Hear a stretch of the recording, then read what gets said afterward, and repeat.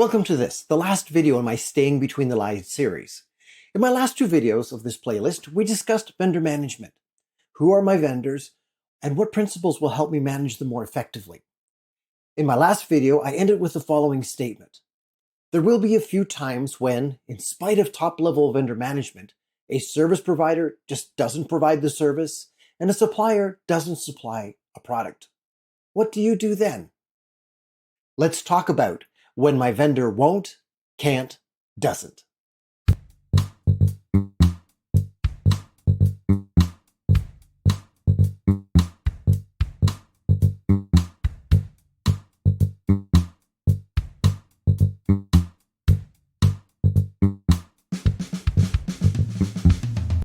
The trap.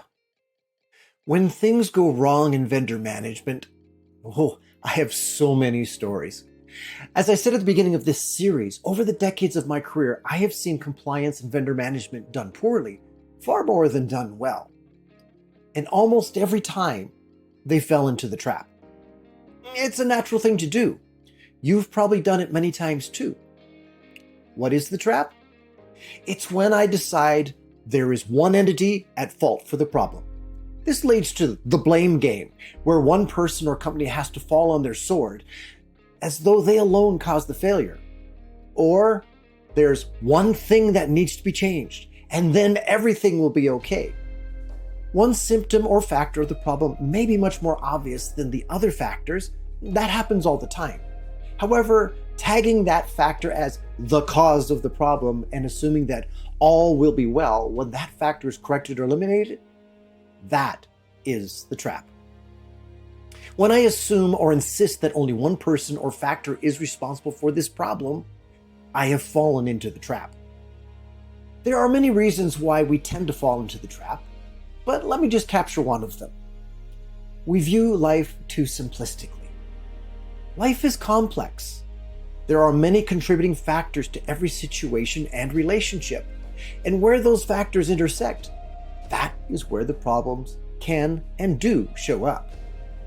So, how do I keep out of the trap?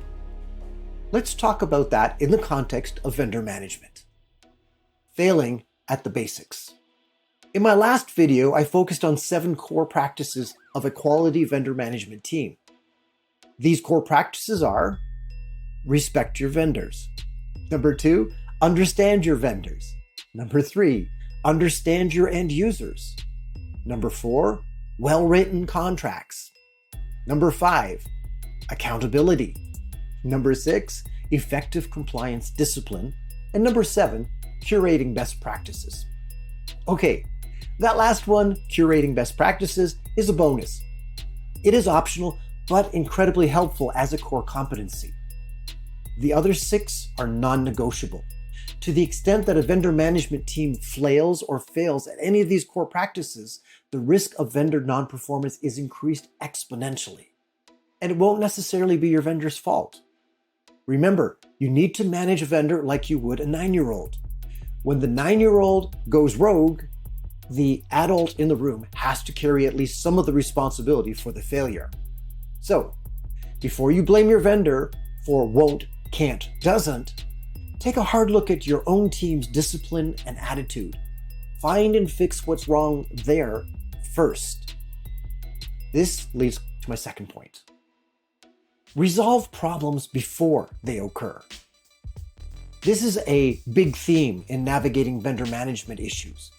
Do everything to mitigate risks and mismatches before the problems arise. There are ditches on either side of this road, ditches that I articulated in my last video. Do you remember them? On the one side, I can micromanage my vendors so tightly that I destroy my relationship with them. On the other side, I ignore my vendors and what they do. Then I'm blindsided by issues that arise, issues that could have been foreseen and avoided. Between these two ditches is a narrow road. You navigate this road by identifying potential issues and ensuring that corrections or contingencies are in place to mitigate the risks. Let me give you an example. My company's finance team receives daily, weekly, and monthly reports from a processor. I need to ask the following questions. What percentage of those reports are they using? What works best in those reports? What are the pain points in those reports? To what extent can our company's finance team flex its processes to better utilize the processor reports? What options and flexibility does our processor offer with regards to report content and cadence that would better match the needs of the finance team? With these questions answered, I can work with our processor and the finance team to put together a solution path that will optimize the report flow. These types of investigations and negotiations should be a part of your regular quarterly meetings with your vendors and your quarterly meetings with your internal teams using those vendors. You do have those meetings, right? No? I have a question for you. How are you going to understand your business process flow, your internal partners, and your vendors without regular meetings and ongoing constructive interactions with them?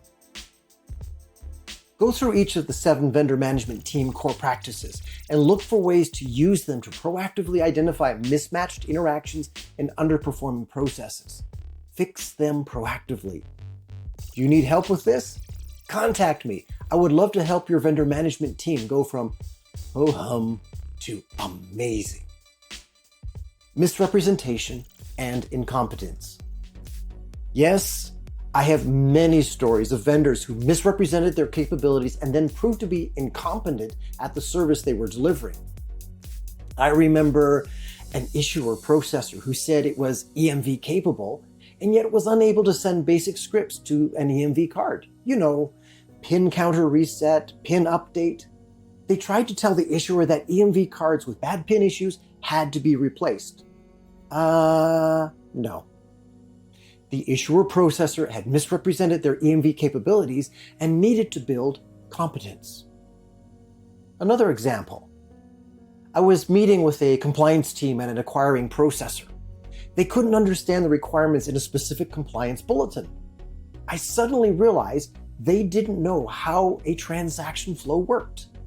I took 20 minutes in the meeting to cover the material I've captured in my video, Where Does a Transaction Go?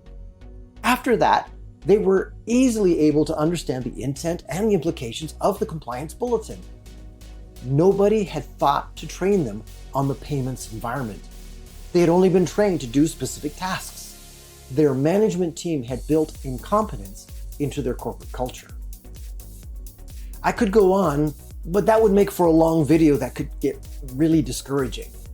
So, how do you avoid misrepresentation and incompetence? Here are some suggestions. Number 1, do due diligence. When you are screening a potential vendor, don't just take their word for what they say they can do. Get a list of current clients using that functionality. Talk to those clients, see how well or how badly this vendor is doing for them. Do extensive online and market research to find out the reputation of the vendor and how they compare to their competitors. Number 2, write it in the contract. Document in the contract the main roles and tasks the vendor will be providing. The description needs to hit that sweet spot between micromanaging the vendor and non-managing the vendor. Have penalty clauses for non-performance.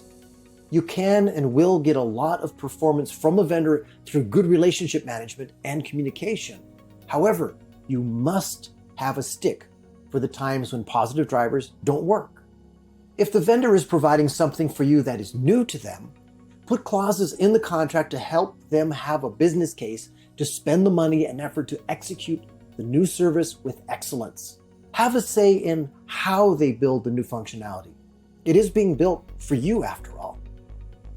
Number 3, if you inherited the mess, build your relationship with the underperforming vendor. To some, this seems counterintuitive. I want to get rid of them.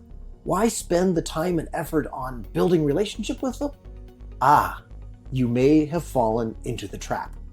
Here are 3 reasons why you need to build the relationship with that vendor. Number 1, to see if you can redeem this relationship and the service. Remember, it is painful and expensive to switch horses mid-race. Number 2, to understand why the vendor is underperforming. Life is complex. You may be a significant part of the problem. So, if that's the case, when you change vendors, you will take the problems with you. Number 3, to understand how the vendor's incompetence was missed. Before transitioning to another vendor, you want to make sure you know how to spot what you missed before. Review the contract. Are there any clauses in the contract that address vendor underperformance? Leverage those if you can. Fix what can be fixed, give some time, then reassess the vendor performance. You are going to need that time anyway to find another vendor, negotiate a contract with that new vendor, and migrate services over to that new vendor. Remediating what you can with the current vendor relationship is not sunk costs. It is a necessary part of your survival as a company. Always have a backup. I would like to introduce a new competency to the vendor management team. It's called always have a backup. At the very least, you as the vendor management team should always be doing market research to know the competitors to your vendors, what they offer, and their price point. This will give you added understanding and leverage as you interact with your current vendors. My actual recommendation: for every business process and service, always have a backup way of getting it done. If you are a smaller business, the backup may be manual and awkward. That's okay. If something does go wrong with a vendor, you are not stuck. You can keep going. If you are a mid-sized business or larger, I would advise you to always dual source everything that your business absolutely needs. That way, your company will always have an option should a vendor fail. As well, if your vendors know they can be replaced, they will likely be more attentive. Hey, you say, that sounds like business continuity, not vendor management. Yes, it does. In the very first video of this series, I said that compliance and vendor management need to be the same team. If not, they need to work together very closely as each team has what the other team needs. Let me add one more team to make this the perfect trifecta.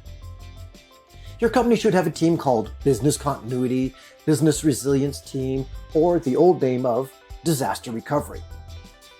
Remember when I talked about getting a document that outlines the flow of all your business processes? That is the team that has this document. If I were running a business, I would make compliance, vendor management, and business continuity one team. This is the trifecta that can make your business run smoothly, compliant, and with resilience. This team can keep you from bad vendor issues and will make sure that you are running on the best vendors and with backups. As a matter of fact, I think I may do a video series on business continuity. If you found this video helpful, please click the like button and subscribe to this channel. If you have more questions about the payments industry, leave a message in the comments below.